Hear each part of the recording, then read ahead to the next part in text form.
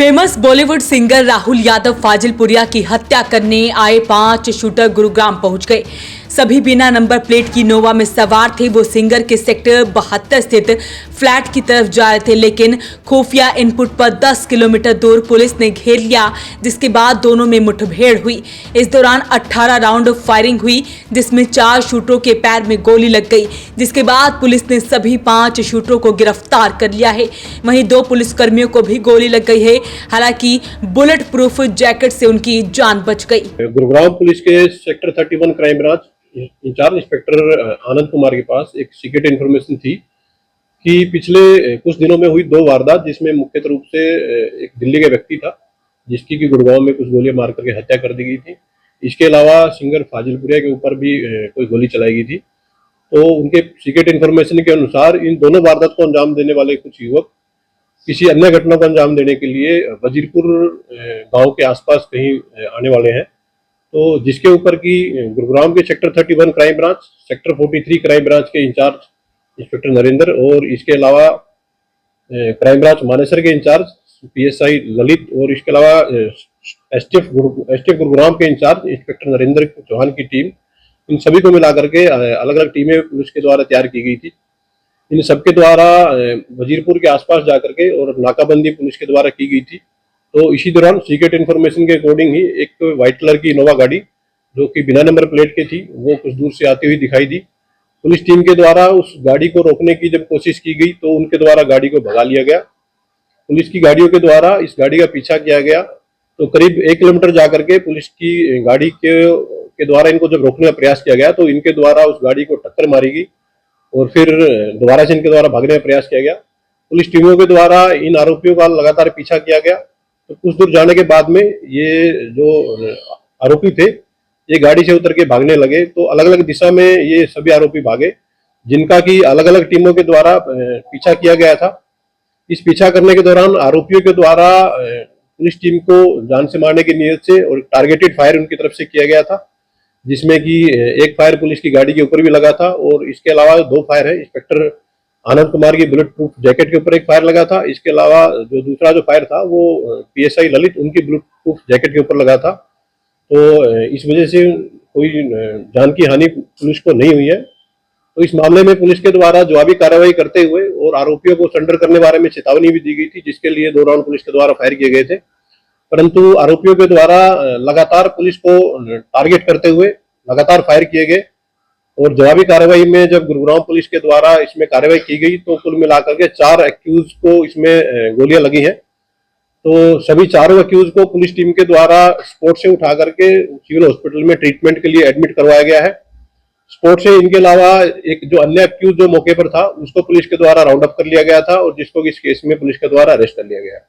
फिलहाल तक की जो इन्वेस्टिगेशन पाई गई है उसके अकॉर्डिंग स्पॉट पर कुल मिलाकर के 18 फायर दोनों तरफ से किए गए थे, जिसमें कि 11 फायर हैं वो आरोपियों की तरफ से किए गए हैं और कुल मिलाकर के 7 जो फायर हैं वो पुलिस की तरफ से किए गए हैं।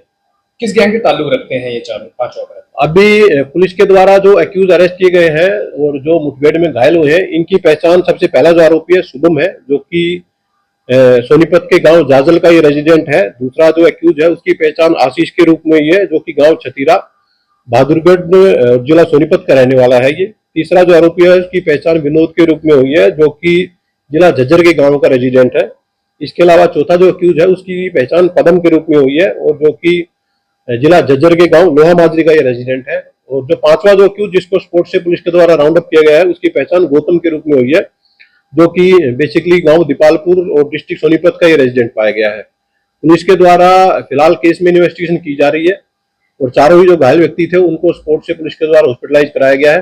फर्दर जो केस की इन्वेस्टिगेशन है उन हॉस्पिटलाइज व्यक्तियों को जैसे डॉक्टर के द्वारा डिस्चार्ज किया जाएगा उनको पुलिस ज्वाइन इन्वेस्टिगेशन करा करके इस केस के बारे में फर्दर है वो खुलासा करेगी। पुलिस की जांच में पता चला है कि इन्हें विदेश में बैठे गैंगस्टर दीपक नांदल और रोहित सरधानिया ने भेजा था, जिनका फाजिलपुरिया से 5 करोड़ के लेन देन को लेकर रंजिश चल रही थी। देखिए, जो एक्यूज है, जितने भी एक्यूज इस पूरी घटना में शामिल थे, जो 2 शूटर जो रोहित शौकीन के मर्डर केस में शामिल थे वो दोनों इस घटना में शामिल है, जिनको पुलिस के द्वारा मुठभेड़ में वो लोग घायल हुए हैं। इसके अलावा जिन लोगों के द्वारा फाजिलपुरिया पर गोली चलाई गई थी वो लगभग सभी व्यक्ति इस मुठभेड़ में घायल है, सभी हॉस्पिटलाइज हैं।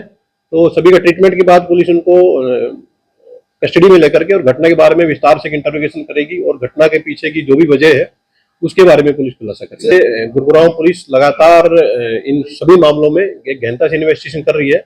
उसी के नतीजे के अनुसार सभी के सभी मामले पुलिस के द्वारा with in the shortest time period सुलझा लिए गए हैं। और यदि कोई भी व्यक्ति गुरुग्राम में लॉ एंड ऑर्डर की किसी भी सिचुएशन को चैलेंज करेगा तो उसके खिलाफ गुरुग्राम पुलिस सख्त से सख्त कार्रवाई करेगी। इस पूरे मामले में जो गुरुग्राम पुलिस के द्वारा स्पोर्ट से लगभग 5 वेपन रिकवर किए गए हैं, जिसमें से 2 जो वेपन है वो बेसिकली विदेशी वेपन है और जिनकी कीमत की काफी लाखों मूल्य की कीमत आकी जाती है। इसके अलावा 3 वेपन है वो जो कंट्री मेड है।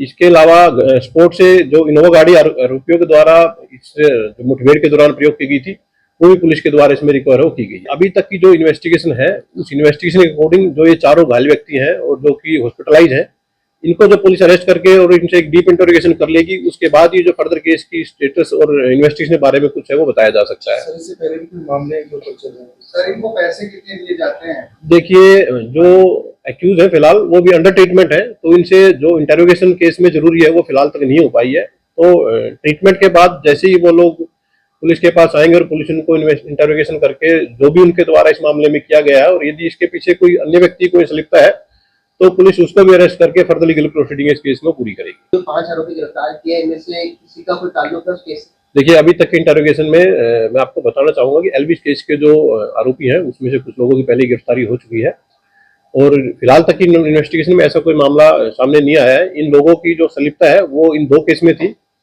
जो फाजिलपुरिया के ऊपर जो फायरिंग मामला था और उसके अलावा जो रोहित शौकीन का जो मर्डर केस था, उन दोनों ही घटनाओं को इनके द्वारा अंजाम दिया गया था।